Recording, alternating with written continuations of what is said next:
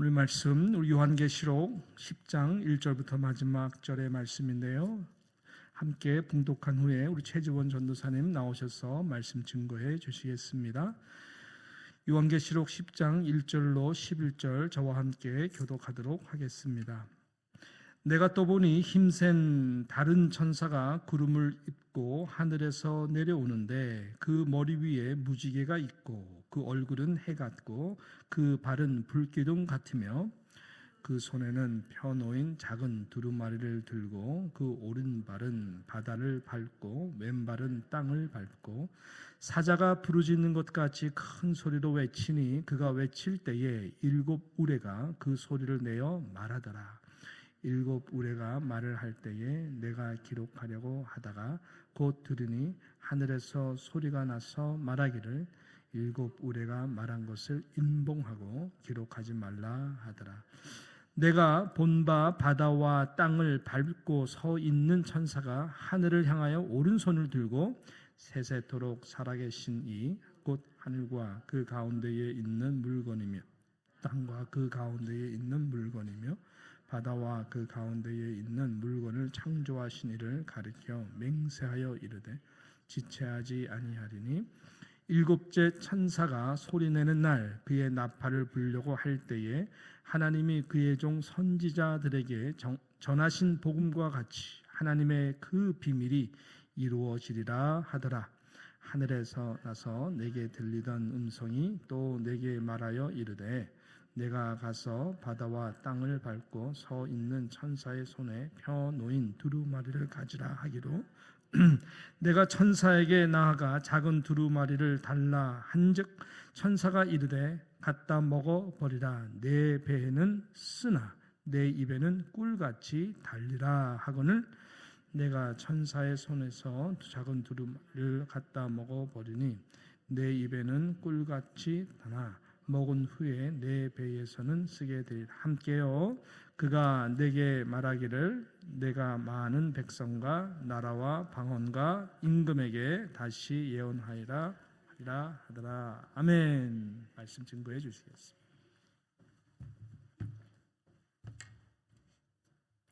할렐루야. 오늘은 꿀과 같은 말씀이라는 제목을 가지고 여러분과 함께 나누기를 원합니다. 오늘 읽은 10장은 6번째 나팔과 7번째 나팔 사이에 위치한 막간으로 하나님의 주권적 심판이 어떻게 이루어지는지를 잘 보여주고 있습니다. 이 장면은 우리가 하나님의 통치 아래 있다는 사실을 기억하게 하고 그분의 계획을 온전히 신뢰함을 가르쳐 주고 있습니다. 또한 그리스도인은 하나님의 주권을 매일의 삶에서 인정하고 순복해야 하며 말씀의 단맛과 쓴맛을 모두 감당할 수 있어야 하고 구원의 은혜를 나누고 전하는 책임을 다해야만 함을 가르쳐주고 있습니다. 이러한 본문의 내용을 통해서 하나님께서 주시는 은혜의 교훈을 알아보도록 하겠습니다. 1절에서 사도 요한은 하늘로부터 힘센 다른 천사가 내려오는 모습을 보았습니다. 이 힘센 천사의 의용은 참으로 대단했습니다. 그 천사는 구름을 입고 하늘에서 내려오고 있었으며 그 머리 위에는 무지개가 있었습니다. 또 그 얼굴은 해 같고 그 발은 불기둥 같았습니다. 그런데 이 표현들을 구체적으로 살펴보면 천사의 모습은 모두 하나님의 영광과 권능을 보여준다는 사실을 알 수가 있습니다. 바로 하나님의 영광을 입고 나타났음을 말해줍니다. 또한 천사의 머리 위에 있는 오색 찬란한 무지개는 하나님의 자비하심과 신실하심을 상징하고 있습니다. 얼굴이 해 같음은 하나님의 거룩과 영광스러움을 의미합니다. 그리고 발이 불기둥 같음은 흔들림 없는 하나님의 영광과 권능을 의미하고 있습니다. 결국 힘센 천사는 하나님이 맡겨주신 사역에 합당한 능력을 하나님께로부터 부여받고 강림하고 있는 것입니다.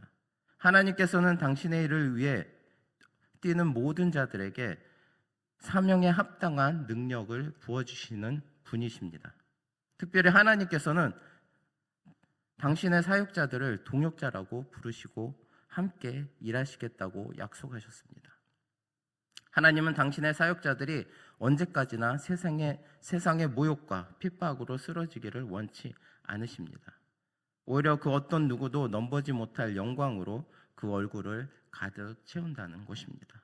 그러므로 이 말세 때에 하나님의 일을 하는 우리는 우리에게 맡겨진 사명으로 인하여 두려워하거나 좌절해서는 안 됩니다. 하나님은 우리에게 그런 도전들을 이기고도 남을 만큼의 충분한 능력을 부어주셨습니다. 빌립보서 4장 13절에는 내게 능력 주시는 자 안에서는 내가 모든 것을 할 수 있느니라 라는 사도 바울의 고백을 자신의 고백으로 삼아 우리에게 능력을 주시는 하나님 안에서 어떠한 어려운 상황 속에서도 모든 것을 할 수 있는 저나 여러분이 되시기를 바랍니다. 4절에 보면 7 우레소리를 들은 요한은 그것을 기록하고자 하였습니다. 이것은 7 우레가 단순한 천둥소리가 아니라 요한이 알아들을 수 있는 하나님의 음성이 분명함을 시사해 줍니다. 그런데 하나님께서는 7 우레소리를 기록하려는 요한을 막으셨습니다. 곧 하나님께서는 7 우레가 바란 것을 임봉하고 기록하지 말라라고 지시하셨습니다. 여기서 임봉하다라는 말은 원래 비밀을 유지하기 위해 내용이 수록된 있는 두루마리를 말아 촛불로 봉하고 그 위에 도장을 찍는 것을 가리킵니다. 이는 관계자 외에는 그 누구도 그 안의 내용을 볼 수 없도록 만든 철저한 보안 조치인 것입니다. 결국 하나님께서 기록하지 말고 임봉하라고 명하신 것은 7 우레소리로 들려진 계시의 내용을 철저히 비밀에 붙이도록 하기 위해서였던 것입니다. 하나님의 말씀을 기록하는 것조차 오직 하나님의 허락 아래서 가능한 것을 우리에게 알려주고 있습니다. 하나님의 주권을 인정하고 그 인정하는 성도는 그분의 말씀에 온전히 순종해야 한다는 것입니다. 하나님이 가라고 하신 곳까지 가고 멈추라고 하신 곳까지 멈추는 것이 바로 성도의 자세임을 잊지 마시기 바랍니다. 5절과 7절을 보면 바다와 육지를 동시에 밟고 서 있던 힘센 천사는 거룩하시고 위엄하신 하늘의 하나님 곧 창조주를 향하여 오른손을 들고는 맹세하며 말하기를 7째 천사가 나팔을 불 때에 하나님의 비밀이 지체하지 않고 이루리라 라고 말씀하고 있습니다. 즉 이제는 더 이상 시간을 끌지 않고 하나님께서 때가 찬 경륜을 따라 당신의 계획하신 일을 이루실 것이라는 말입니다. 하나님은 당신이 한번 말씀하신 것을 결코 포기하시거나 변경하신 적이 없으십니다. 혹 우리 인간의 눈으로 보기에 늦어지는 것 같고 없어지는 것 같아 보여도 하나님은 분명 당신이 친히 정하신 시간에 따라 당신의 의지대로 그 목적하신 바를 반드시 이뤄내고야 마신다는 것입니다. 이것이 매 순간 변하는 인간과 다른 신실하신 하나님의 모습인 것입니다. 베드로후서 3장 8절로 10절까지의 말씀을 보면 사랑하는 자들아 주께는 하루가 1000년 같고 1000년이 하루 같은 이 한 가지를 잊지 말라. 주의 약속은 어떤 이에 더디다고 생각하는 것 같이 더딘 것이 아니라 오직 너희를 대하여 오래 참으사 아무도 멸망치 않고 다 회개하기에 이르기를 원하시느니라. 그러나 주의 날이 도적같이 오리니 라고 말씀하고 있습니다. 하나님은 당신이 계획하신 것을 이루시기 위해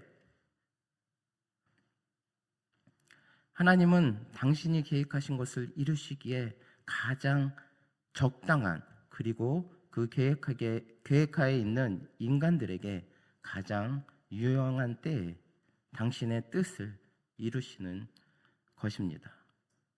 하나님이 보시기에 늦지도 않고 빠르지도 않은 시간이 바로 하나님의 심판이 이루어지는 때입니다. 하나님의 때는 언제나 옳습니다. 그러므로 우리는 모든 일, 특별히 심판에 하나님의 때가 있음을 인정하고 회개의 때가 늦지 않도록 하여야 합니다. 하나님은 오래 참고 기다리시지만 영원히 참지는 않으신다는 것을 기억하시기 바랍니다. 하나님께서 하나님의 때를 기다리고 계실 때 우리는 더욱더 하나님 앞에 나와 회개하며 하나님의 때를 기다리며 맞이하여야 할 것입니다. 9절과 10절을 보시면 요한이 천사의 손에서 두루마리를 받았을 때 천사는 가져다가 먹어버리라. 내 입에는 꿀처럼 달겠지만 배에서는 쓰게 될 것이다 라고 말씀하고 있습니다. 여기서 먹어버리라라고 함은 하나님의 말씀을 깊이 깨닫고 완전히 소화하라는 의미입니다. 요한은 힘센 천사의 말대로 그 손에서 취한 작은 책을 가져다 먹었습니다. 그런데 이 책은 천사의 경고대로 요한의 입에는 꿀같이 달았지만 먹은 후에는 배에서는 썼습니다. 책이 입에 달았다는 말은 요한이 주의 비밀스러운 계시를 받은 즐거움과 기쁨을 누렸다는 말입니다. 하나님의 말씀은 의인들에게는 큰 기쁨과 승리의 소리이기 때문에 이보다 즐거운 소리가 없습니다. 그래서 성경은 하나님의 말씀이 풀과 같이 달다고 말합니다. 에스겔도 하나님의 말씀이 적힌 두루마리를 먹으면서 그것이 자신의 입가에 달기가 꿀 같다고 고백하였습니다. 그러나 요한의 입에서 달았던 책은 배에서는 쓰게 되었습니다. 이는 요한이 받아먹은 말씀이 제11장 이후에 전개될 종말의 참혹한 대재앙에 대한 내용을 담고 있기 때문입니다. 피가 온 땅에 가득하고 세상이 천재지변으로 요동하고 전쟁과 기근과 또 전염병과 미움이 가득한 내용을 보고 요한의 마음은 근심에 휩싸이게 된 것입니다. 하나님의 말씀은 모든 믿는 자들에게는 입에 꿀이 단 것처럼 매우 기쁜 것인 반면에 믿지 않는 불신자들에게는 참혹한 재앙의 소식으로 들리는 것이 하나님의 말씀인 것입니다. 복음은 달고도 쓰고 또 쓰고도 달 수 있습니다. 하나님의 말씀은 우리에게 기쁨과 위로를 주지만 그 말씀을 세상에 전하는 사명에는 책임과 무게가 따른다는 것입니다. 성도는 말씀이 주는 단맛과 쓴맛을 모두 감당할 수 있어야 합니다. 하나님께서 우리에게 주시는 그 말씀을 우리는 그 말씀이 아무리 쓰다고 하더라도 항상 그 말씀을 우리 마음에 담고 꿀과 같은 단맛을 느끼도록 그 말씀을 묵상하며 항상 그 말씀을 가지고 하나님 앞에 나아가야 할 것입니다.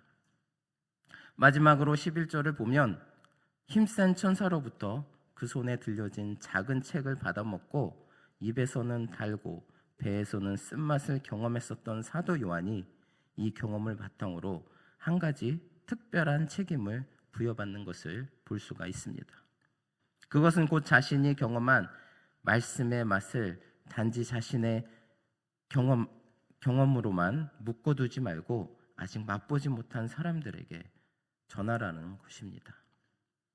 사랑하는 성도 여러분, 하나님의 말씀을 받아먹고 영적으로 풍요로움을 누리는 우리는 영적으로 기아에 허덕이는 불쌍한 영혼들에게 우리가 경험한 생명의 말씀, 은혜의 말씀을 전함으로써 그들도 하루속히 영적인 기근에서 벗어날 수 있도록 해야 하겠습니다. 즉 우리가 경험한 복음의 맛을 전하는 신실한 일꾼이 되어야 하겠습니다. 하나님께서는 요한이 받았던 그 환상을 또 요한이 받았던 그 말씀, 꿀같이 단 그 말씀을 듣지 못하는 자들에게 전하길 원하셨습니다.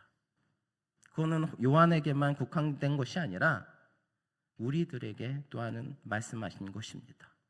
우리가 하나님의 그 복음을 받고 구원을 받았다면 우리 또한 하나님의 말씀을 더욱더 잊지 않고 또 그 말씀을 받아서 우리 믿지 않는 자들에게 하나님의 말씀을 전할 수 있어야 합니다. 그것이 하나님께서 우리에게 주신 사명이고 또 하나님께서 우리들에게 원하시는 것입니다. 그리고 우리가 사는 날 동안 믿지 않는 자들에게 한 영혼이라도 구원할 수 있는 그런 저희들이 되기 바랍니다. 성도 여러분, 하나님의 말씀을 받아먹고 영적으로 풍요로움을 누리는 우리는 영적으로 기아에 허덕이는 그 영혼들을 찾아가서 하나님 말씀을 더욱더 전하기에 힘쓰기를 바랍니다. 요한이 계시로 받아 기록한 요한계시록은 장차 반드시 이루어질 일들을 기록한 것입니다. 그러므로 우리는 이 계시의 말씀을 늘 가까이에서 연구함으로써 하나님의 뜻을 살피고 그에 합당한 삶을 살아야 할 것입니다. 우리는 기록하여 주신 계시의 말씀 안에서 하나님의 뜻을 발견하기에 힘쓰고 또한 그로 말미암아 마지막 때에 우리가 잘 준비함으로써 하나님께 찬양을 드릴 수 있는 성도들의 무리 가운데 있어야 할 것입니다. 오늘 하루도 우리가 하나님께서 주신 이 말씀, 꿀송이보다도 더 단 이 말씀을 붙들고 어떠한 상황 속에서도 우리가 그 역경 속에서 흔들리거나 넘어지지 말고 말씀 붙들고 승리하시는 저나 여러분 되시기를 바랍니다. 기도하시겠습니다. 사랑의 하나님 감사합니다. 주님께서 오늘도 은혜 가운데 저희를 함께하여 주심을 감사드립니다. 저희들 늘 주님께서 주시는 귀한 말씀을 붙들고 살아가라는 그 명령을 가지고서도 저희들 말씀 붙들고 살지 못할 때가 너무나 많이 있었습니다. 주님, 저희들의 연약한 저희들의 모습을 주님 붙들어 주시옵고 부족한 저희들의 모습을 주님 불쌍히 여겨 주셔서 진정으로 저희들에게 더욱더 힘과 용기를 주시고 늘 붙잡아 주시는 가운데서 주님 그 손 붙들고 늘 이겨내 나갈 수 있도록 인도하여 주시옵소서. 어떤 상황이 올지라도 주님 주신 그 말씀을 붙들고 항상 기도하며 승리하는 나갈 수 있는 저희들 될 수 있도록 인도하여 주시옵소서. 감사드리며 예수 그리스도의 이름으로 기도드립니다. 아멘.